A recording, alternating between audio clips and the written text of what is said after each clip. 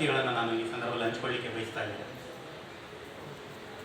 ಭಾರತ ಅತ್ಯಂತ ಭಕ್ತಿಪೂರ್ವಕ ಅಷ್ಟೇ ಸುವ್ಯವಸ್ಥಿತವಾದಂತಹ ದೇಶ ಆಗಲಿಕ್ಕೆ ಕಾರಣ ಏನಪ್ಪಾ ಅಂತ ಹೇಳಿದ್ರೆ, ಈ ನಾಡಿನಲ್ಲಿ ಈ ದೇಶದಲ್ಲಿ ಇರ್ತಕ್ಕಂತಹ ಒಂದು ಧಾರ್ಮಿಕ ಆಧ್ಯಾತ್ಮಿಕ ನೆಲೆಗಟ್ಟು ಅಂತ ಹೇಳಿದ್ರೆ ತಪ್ಪಾಗಲಿಕ್ಕಿಲ್ಲ.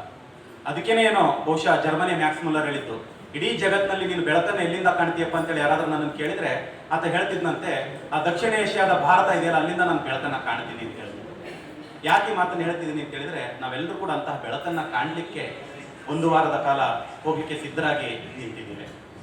ಇಲ್ಲಿ ನಾವು ಜೈನ ಸಮುದಾಯದವರು ನಮ್ಮನ್ನ ತೀರ್ಥಯಾತ್ರೆ ಮಾಡಿಸ್ತಿದ್ದಾರೆ ಅಂತೇಳಿ ಅದು ಮೇಲ್ನೋಟಕ್ಕೆ ಕಾಣ್ತಾ ಇದ್ರು ಸಹಿತ, ನಮ್ಮ ಅಂತರದಲ್ಲಿ ಅಹಿಂಸೆ, ಸತ್ಯ, ಶಾಂತಿ, ಸಾರ್ಥಕ ಬದುಕನ್ನ ಕಾಣಲಿಕ್ಕೆ ನಮಗೆ ಸಾಕಷ್ಟು ಅನುಭವಗಳ ಮೂಲಕ, ಜೈನ ತೀರ್ಥಂಕರರ ಕ್ಷೇತ್ರಗಳ ದರ್ಶನಗಳ ಮೂಲಕ ನಮಗೆ ಅದನ್ನು ಅಣಿ ಮಾಡಲಿಕ್ಕೆ ಒಂದು ಅದ್ಭುತವಾದಂತಹ ಒಂದು ಭಾಗ್ಯವನ್ನು ನಮಗೆ ಕನಿಕರಿಸ್ತಿದ್ದಾರೆ ಅರ್ಹಂ ಪರಿವಾರ ಟ್ರಸ್ಟ್ನವರು.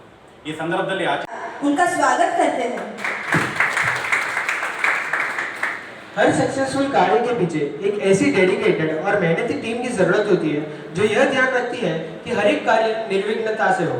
हम स्वागत करते हैं हमारे मैनेजमेंट टीम का, जिन्होंने यह ध्यान रखा कि कोई भी यात्रियों को किसी भी प्रकार की बाधा न आए और सभी कार्य निर्विघ्न पूर्ण हो।